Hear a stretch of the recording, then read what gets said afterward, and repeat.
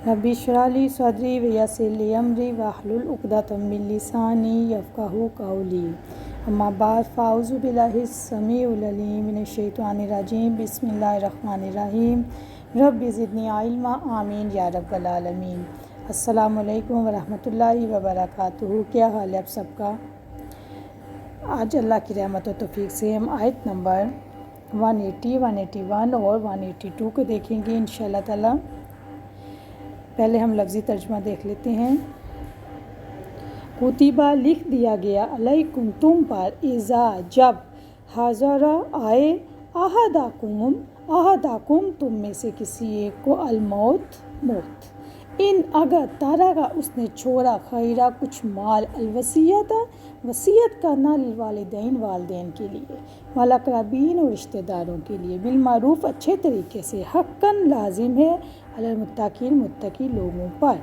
फमन भी जो कोई बदल डाले इसको, बादा माँ इसके जो बात मसामिया सुन चुका उसे, फ़इन्नमा तो यकीनन इस्मुहु गुनाह इसका, अल्लज़ीना उन लोगों पर है जो युबद्दिलूना बदलें इसको, इन्नल्लाह यकीनन अल्लाह ताला समी सुनने वाला, अलीम जानने वाला है, सब कुछ जानने वाला है। फमन भी जो कोई खाफा डरे में मोहसिन वसीयत करने वाले, फिर जो वसीयत करने वाले से, जानाफन किसी किस्म की तरफदारी, और इसमन या गुनाह का, फासला पस वसूला करवा दे, बैनहुम दरमियान इनके, फ़ला तो नहीं इसमा कोई गुनाह अलैहि उस पर, इन्नल्लाह यकीनन अल्लाह ताला गफूरुर रहीम बेहद बख्शने वाला, नहायत रहम करने वाला है। तुम पर फ़र्ज़ किया गया जब तुम में से किसी एक को मौत आई, अगर इसने कुछ माल छोड़ा तो वालिदैन और रिश्तेदारों के लिए अच्छे तरीके से वसीयत करना है, मुत्तकी लोगों पर लाजिम है। फिर जो इसे बदल डाले इसके बाद कि उसे सुन चुका हो, तो यकीनन उसका गुनाह इन्हीं लोगों पर है जो इसे बदले, यकीनन अल्लाह ताला सब कुछ सुनने वाला और सब कुछ जानने वाला है। प्यारी बहनों,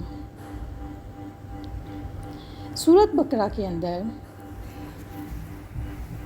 हम स्टार्ट से जो पढ़ रहे थे अहकामात, और कुछ शुरू के अहकामात शिर्क के हवाले से थे, फिर बनी इसराइल के हवाले से कुछ वाक़यात आए, फिर क़िबला के रुख चेंज करने के लिहाज से कुछ आयत आई, वो हमने पढ़ी। अब यहाँ से पिछले आयत से हमने अहकामात पढ़ना शुरू किए हैं। तो पिछली आयत में जो हमने काम पढ़े थे वो किसके बारे में थे? वो कसास, कत्ल के बाद कसास और दियत के बारे में थे। आज की आयत में इंशाअल्लाह ताला जो हम पढ़ेंगे वो है वसीयत करने के बारे में, कि जब तुम में से किसी की मौत वाक़या हो जाए या मौत वाक़या होने लगे, बीमार हो, तो उसको उससे पहले वसीयत कर देनी चाहिए। प्यारी बहनों, यहाँ से अहकामात स्टार्ट हो गए हैं, तो आप प्लीज़ इन आयत को बहुत बहुत ध्यान से सुनिएगा, याद रखिएगा, और जब अमली ज़िंदगी में ज़रूरत पड़े तो ज़रूर कुरान मजीद से मदद लीजिएगा। एक चीज़ मैं इन आयत के हवाले से, जो आज आयत हमने स्टडी की है 180, इस हवाले से मैं थोड़ा सा आपको एक्सप्लेन करती चलूँ कि कुरान मजीद की कुछ आयत पहले नाजिल हुई, उसके बाद अल्लाह ताला ने उन आयत को कैंसिल कर दिया और उनकी जगह पे दूसरी आयत नाजिल कर दी। लेकिन उसका ये मतलब हरगिज़ नहीं है कि आप इस कुरान में से इस आयत को निकाल दें, ओमिट कर दें, ऐसा हरगिज़ नहीं है। ये अल्लाह ताला का तरीका है किताब लिखने का, हमें समझाने का, हम इसको ओमिट नहीं कर सकते, ठीक है। इसको हम एज़ इट इज़ ऐसे ही पढ़ेंगे, ऐसे ही लेंगे, लेकिन आपको इस बात की ये यकीन दहानी होनी चाहिए कि इस आयत में जो हवाला दिया गया बाद में उसको तर्क करके दूसरा हवाला दे दिया गया वसीयत के हवाले से। कैसे, वो इंशाल्लाह भी मैं आपको बताती हूँ, तो फिर आपको समझ आ जाएगी। कुतिबा अलैकुम तुम पर फ़र्ज़ किया गया जब तुम में से किसी एक को मौत आए, अगर इसने कुछ माल छोड़ा तो वालिदैन और रिश्तेदारों के लिए अच्छे तरीके से वसीयत करना है, ये मुत्तकी लोगों पर लाजिम है। एक बात मैं और करती चलूँ कि जब अल्लाह ताला ने पहले एक आयत नाजिल की और उसके बाद फिर दूसरी आयत उसकी मुतबादिल के तौर पे भेजी, तो हमारा दोनों पर ईमान लाना बहुत ज़रूरी है। इस आयत में अल्लाह ताला फरमाते हैं कि तुम पर फ़र्ज़ किया गया, यानी ईमान वालों पर, कुतिबा अलैकुम तुम पर फ़र्ज़ किया गया, ईमान वालों पर वाज़े किया गया है कि ये तुम पर फ़र्ज़ किया गया है। اس کا کیا مطلب ہے کہ اس آیت میں وصیت کا ذکر ہے، تو وصیت فرض کر دی گئی ہے، جبکہ ہم وصیت کو نہ سنت کے طور پہ لیتے ہیں نہ فرض کے طور پہ لیتے ہیں۔ یہاں تک کہ اگر کسی کے سامنے مرنے کا بھی ذکر کر دیا جاتا ہے تو وہ ایسے بھٹکتا ہے کہ جیسے اسے شاید گالی دے دی گئی ہے، کہ اگر آپ کسی کو کہیں گے نا کہ وصیت کر دیں، آپ زندگی کا کوئی پتہ نہیں ہوتا، تو وہ آپ کو پہلے تو اوپر سے نیچے تک دیکھے گا، پھر ایسے گھورے گا کہ شاید یہ مجھے مرنے کی بد دعا دے رہا ہے، نعوذ باللہ۔ حالانکہ مرنا برحق ہے، اور ہر انسان کو ہر وقت مینٹلی اس بات کے لیے تیار ہونا چاہیے، اس کو گاہے بگاہے ہر وقت پورے دن میں یا رات کو سونے سے پہلے اپنے اعمال کا جائزہ لینا چاہیے، کیونکہ پیاری بہنوں ہمارا ایمان ہونا چاہیے کہ موت کسی وقت بھی آ سکتی ہے، اور موت آ گئی تو بس زندگی کا کھیل ختم۔ تو ہمیں اپنا ہر وقت نامہ اعمال ریڈی ہونا چاہیے، اس میں ایسے اعمال اچھے اعمال رکھنے چاہیے، نیکیوں سے بھرا ہوا رکھنا چاہیے، تاکہ جب آپ اللہ کے سامنے جائیں تو شرمندہ نہ ہو۔ اور اس آیت میں بھی یہ بات واضح کر دی گئی ہے کہ یہ فرض ہے، یہ ہر مومن پہ فرض ہے کہ وہ وصیت لکھ کر رکھے۔ ایک بات اور ایکسپلین کرتی چلوں کہ وصیت لکھنے کا مطلب یہ ہرگز نہیں ہے کہ آپ بچوں میں تقسیم کر دیں، یہ دونوں الگ باتیں ہیں۔ یاد رکھیں، وصیت باپ یا ماں کے مرنے کے بعد بنتی ہے۔ بننے کا مطلب یہ ہے کہ وصیت پر عمل درآمد مرنے کے بعد ہوگا، مرنے سے پہلے باپ یا ماں کی جائیداد پر ان کے بچوں کا کوئی حق نہیں ہوتا، وہ مال ان کے ماں کا یا باپ کا ہے۔ جو بچے زندگی میں ماں باپ سے حصہ مانگ لیتے ہیں کہ آپ نے مرنے کے بعد بھی تو جو حصہ مجھے دینا ہے آپ دے دیں، تو ایسا ہرگز نہیں ہے، یہ اسلام کے اصول کی خلاف ہے۔ وصیت پر عمل مرنے کے بعد ہوگا، لیکن وصیت اگر اپنی زندگی میں بنا لیں گے تو اس کے لیے بعد میں معاملات سنبھالنے میں آسانی ہو جاتی ہے۔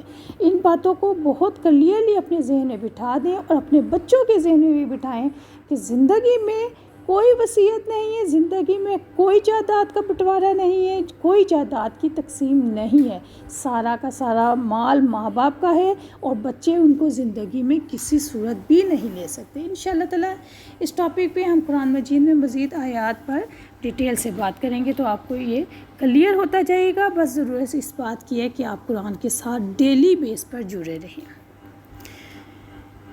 اذا حضر احدکم، جب کسی کی موت کا وقت قریب آ جائے، یعنی کوئی بھی مہلک مرض لگ گیا ہے یا ہلاکت کے اسباب ہو گئے، جب کہ کچھ نظر آ رہا ہے کہ واقعی اب زندگی کا کوئی بھروسہ نہیں ہے، اس طرح کا خیرہ، اگر اس نے کچھ مال چھوڑا، اگر اس نے کچھ مال چھوڑ دیا تو اس کی وصیت کر جائے۔ خیر، ان طرح کا خیر سے مراد نقد مال بھی ہے اور سامان بھی ہو سکتا ہے، جائیداد بھی ہو سکتی ہے۔ الوصیۃ للوالدین والاقربین بالمعروف، والدین اور رشتہ داروں کے لیے اچھے طریقے سے وصیت کرنا ہے۔ اس آیت میں والدین اور رشتہ داروں کو معروف طریقے سے وصیت کرنے کا حکم دیا گیا ہے، اور معروف کیا ہے؟ بالمعروف سے مراد ہے جس سے لوگ واقف ہوں، یعنی خواہ وہ قلیل ہو یا کثیر ہو، لیکن 1/3 سے زیادہ نہیں۔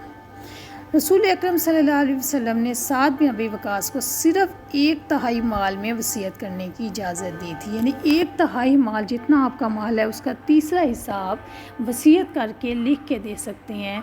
اس آیت کے مطابق، میں آپ کو بار بار کہہ رہی ہوں، اس آیت کے مطابق آپ لکھ کے دے سکتے ہیں کہ کس کا کتنا حق ہے، والدین کا کتنا حق ہوگا یا رشتہ داروں میں سے کس کا کتنا حق ہوگا۔ کیا والدین، سوال یہ ہے کہ کیا والدین اور رشتہ داروں کے حق میں وصیت کی جا سکتی ہے؟ اور یاد رکھیں، رشتہ داروں میں بہن بھائی بیٹا بیٹی سب آ جاتے ہیں، اس سوال میں سب آ جاتے ہیں، تو اس کا جواب وہی ہے جو میں نے آپ کو پہلے بھی ایکسپلین کیا ہے، مزید آپ کو کلیئر ہو جائے گا کہ وصیت کا یہ حکم جو آیا تھا نا، یہ میراث کے حکم سے پہلے نازل ہوا تھا۔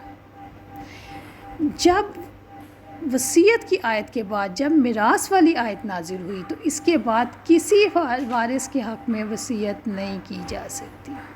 نبی اکرم صلی اللہ علیہ وسلم نے فرمایا، یاد رکھو اللہ تعالیٰ نے ہر حقدار کو اس کا حق دے دیا ہے، لہٰذا اب وارث کے لیے وصیت نہیں۔ سنن کی حدیث ہے، اب یہ حکم منسوخ ہے، یعنی کسی وارث کے لیے وصیت نہیں ہے۔ نبی اکرم صلی اللہ علیہ وسلم نے فرمایا اللہ تعالیٰ نے ہر حق والے کو اس کا حق دے دیا ہے، یعنی وارثوں کے حصے مقرر کر دیے ہیں، پھر اب کسی وارث کے لیے وصیت کرنا جائز نہیں۔ ترمذی کی حدیث ہے۔ وصیت ایسے رشتہ داروں کے لیے کی جا سکتی ہے جو وارث نہ ہوں۔ وصیت راہ خیر میں خرچ کرنے کے لیے کی جا سکتی ہے۔ وصیت کی زیادہ سے زیادہ حد 1/3 ہے، اس سے زیادہ کی وصیت نہیں کی جا سکتی۔ صحیح بخاری۔ رشتہ دار جن کے لیے اللہ تعالیٰ نے مال میں کوئی حصہ مقرر نہیں کیا، ان کے لیے اس آیت کو مد نظر رکھتے ہوئے وصیت کرنا مستحب ہے، اور اس کام کے لیے مال کا تیسرا حصہ استعمال ہوگا جس کی وصیت کرنی جائز ہے۔ رسول اکرم صلی اللہ علیہ وسلم نے وصیت کرنے کی بڑی تاکید فرمائی ہے۔ رشتہ داروں کے ساتھ بھلائی کی ترغیب کی آیات اور احادیث بہت زیادہ ہیں، انشاءاللہ آگے آئیں گی۔ اور رسول اکرم صلی اللہ علیہ وسلم نے حضرت سعد بن ابی وقاص رضی اللہ عنہ کو بھی صرف 1/3 مال میں وصیت کرنے کی اجازت دی تھی۔ پیاری بہنوں، یہ جو میں نے آپ کے سامنے ابھی بتایا ہے، اس کی میں تھوڑی ڈیٹیل آپ کو بتا دیتی ہوں کہ پہلے وصیت آئی تھی کہ والدین اور رشتہ داروں کے حق میں اچھے طریقے سے وصیت کریں، لیکن یہ میراث کی وصیت آنے سے، میراث کی آیت آنے سے پہلے کی آیت تھی۔ میراث والی آیت آگے انشاءاللہ تعالی ہم پڑھیں گے کہ کس کو آپ نے، اور یہ زیادہ ڈیٹیل ہے سورۃ النساء میں، وہاں پہ ہم ڈیٹیل سے پڑھیں گے کہ کس رشتہ دار کا کتنا حق ہوگا۔ لیکن یہاں پہ میں آپ کو بتاتی چلوں کہ جب میراث والی آیات نازل ہوئیں تو پھر یہ وصیت والی آیات منسوخ کر دی گئی۔ اس آیت کے روح سے یہ تھا کہ رشتہ داروں کو، والدین کو اچھے طریقے سے دیں، لیکن میراث والی آیت میں واضح کر دیا گیا کہ بیٹے کا حصہ 2 گنا ہوگا، بیٹی کا حصہ 1 گنا ہوگا، اسی طرح سے ماں کا کتنا حصہ ہوگا، باپ کا کتنا حصہ ہوگا، بہن کا کتنا حصہ ہوگا، بھائی کا کتنا حصہ ہوگا، بچوں کا آگے سے کتنا حصہ ہوگا۔ یہ سارے ڈیٹیل انشاءاللہ تعالی ہم سورۃ نساء میں پڑھیں گے۔ یہاں پہ میں صرف آپ کو بتاتی چلوں کہ جب میراث کی آیت اتری اور اس میں حصے مقرر کر دیے گئے تو پھر یہ آیت منسوخ ہو گئی، یعنی جہاں پہ کہا جا رہا ہے کہ والدین اور رشتہ داروں کے لیے اچھی طریقے سے وصیت کرو، اب آپ وصیت تو کریں گے، بیٹے اور بیٹیوں کو اور باقی رشتہ داروں کو حصہ تو دیں گے جو حصے سورۃ نساء میں مقرر کیے گئے، لیکن اب آپ ان کو کم زیادہ نہیں کر سکتے۔ اور عموماً لوگ کہتے ہیں کہ جی میں نے بیٹا نافرمان تھا، میں نے اس کو آگ کر دیا، میری جائیداد میں ایسا کوئی حصہ نہیں ہے، اب میں اس کو اپنی جائیداد میں سے حصہ نہیں دوں گا۔ بیٹی نافرمان تھی، میں نے الگ کر دیا۔ تو پیاری بہن، اسلام میں ایسی کوئی حقیقت نہیں ہے۔ جو آپ کا خون ہے اس کی وراثت میں حصہ بنے گا، لازمی بنے گا، چاہے آپ اس رشتے کو قبول کریں نہ کریں، نافرمانی کی وجہ سے ان کا حصہ لازم ہوگا، اور چاہے آپ وصیت کریں یا نہ کریں ان کو حصہ مل کے رہے گا۔ جو آپ کے ورثہ بعد میں بچیں گے آپ کی ڈیتھ کے بعد، ان کو اسی ریشو سے حصہ ملے گا جس ریشو سے سورۃ نساء میں بتایا گیا ہے۔ انشاءاللہ ہم پڑھیں گے۔ پھر وصیت کون سی رہ جاتی ہے باقی؟ وصیت یہ رہ جاتی ہے کہ اگر آپ کے پاس بیٹے اور بیٹی کو آپ حصہ لکھ دیتے ہیں، 2 حصے بیٹے کے اور 2 حصے بیٹی کے، اس کے علاوہ بھی آپ کی جائیداد ہے، تو آپ چاہتے ہیں کہ یہ میں، اور جو میرے غریب رشتہ دار لوگ ہیں جو مال آپ کے پاس بچ جاتا ہے اس میں سے 1/3 حصہ آپ ان کو دیں گے، جو آپ کے رشتہ دار کوئی چچا پھپھو وغیرہ یا ان کی اولادوں میں سے کوئی ضرورت مند ہے، ان کے لیے آپ نام لکھ کے ان کے لیے حصہ مقرر کر سکتے ہیں۔ اس کے علاوہ اللہ کی راہ میں صدقہ خیرات یا کسی یتیم خانے کو، کسی ٹرسٹ کو، کسی ہسپتال کو اگر آپ دینا چاہتے ہیں تو یہ سارے حصے آپ کو وصیت میں لکھنے ہوں گے۔ مجھے امید ہے کہ آپ کو یہ بات کلیئر ہو گئی ہوگی، کیونکہ دیکھیں میں نے آپ کو بھی بتایا ہے کہ اللہ تعالیٰ نے ہر حق والے کو اس کا حق دے دیا ہے، یعنی وارثوں کے حصے مقرر کر دیے ہیں۔ پھر اب کسی وارث کے لیے وصیت کرنا جائز نہیں، یعنی وہ تو ان کو ملے گی ہی ملے گی، لیکن وصیت میں آپ صرف ان کے نام لکھوا دیں، اور جو رشتہ دار ہیں جن کے لیے اللہ نے مال میں حصہ مقرر نہیں کیا، ان کے لیے اس آیت کو مد نظر رکھتے ہوئے وصیت کرنا مستحب ہے، اور اس کام کے لیے مال کا تیسرا حصہ استعمال ہوگا جس کی وصیت کرنا جائز ہے۔ اس آڈیو کو آپ جب 2 سے 3 بار سنیں گی تو انشاءاللہ تعالیٰ آپ کو میری بات کی سمجھ آ جائے گی۔